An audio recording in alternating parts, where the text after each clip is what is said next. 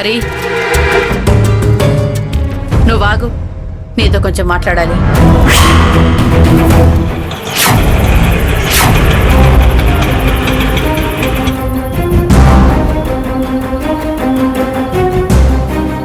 అన్నా తీసుకోండి.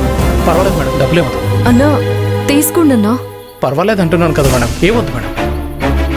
ఇప్పుడు మీరు తీసుకుంటారా లేదా?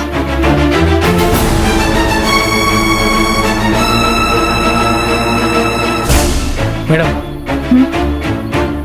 మీకు సార్కి ప్రాబ్లం ఉందని తెలుస్తోంది. ఆ విషయం గురించి నేను మాట్లాడకూడదు, కానీ మీరు సారు చాలా మంచివారిలో ఉన్నారు, అందుకే చెప్తున్నాను. ఏ సమస్య అయినా దయచేసి మాట్లాడి పరిష్కరించుకోండి మేడం. మీరు మీ భార్యతో ఎప్పుడైనా అబద్ధాలు చెప్పారా? నేను ఎప్పుడూ తనకు అబద్ధం చెప్పలేదు మేడం. చెప్పలేదు కదా. ఇప్పుడు నాకు చెప్పిన ఈ సలహాని వెళ్ళి ఆయనకి చెప్పండి. ఆయనకే అన్నీ అర్థమవుతాయి.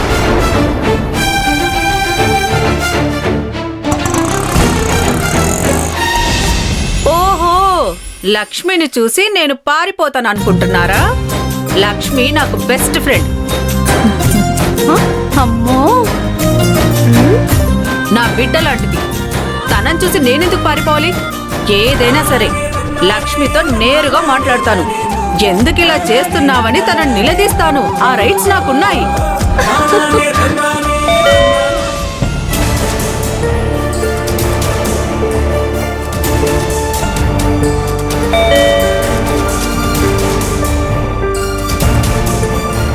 ఏంటి, నిజంగానే లక్ష్మి యొక్క వచ్చేసిందా ఏంటి?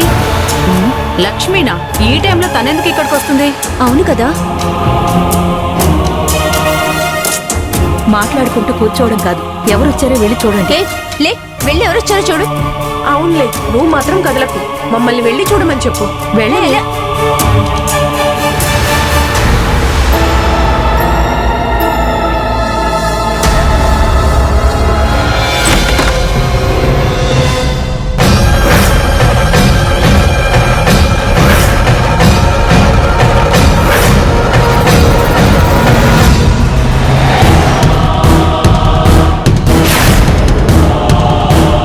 ఏంటే డోర్ తీయడానికి ఇంతసేపా?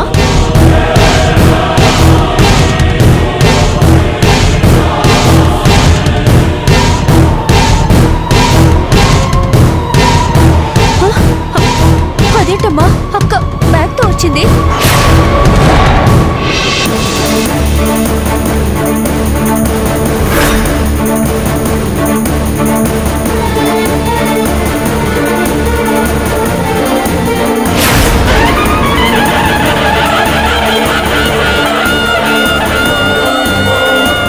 ఏంటి లక్ష్మి, ఈ టైంలో వచ్చావు?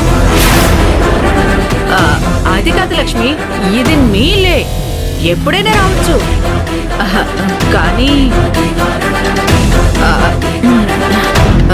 సుమిత్ర, నాకిప్పుడే గుర్తొచ్చింది. నాకు సీరియల్ టైం అయింది, నేను వెళ్ళి చూడాలి.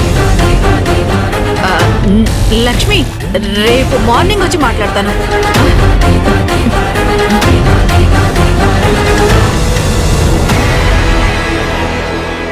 ఏంటమ్మా ఒక్కదానివే వచ్చావు?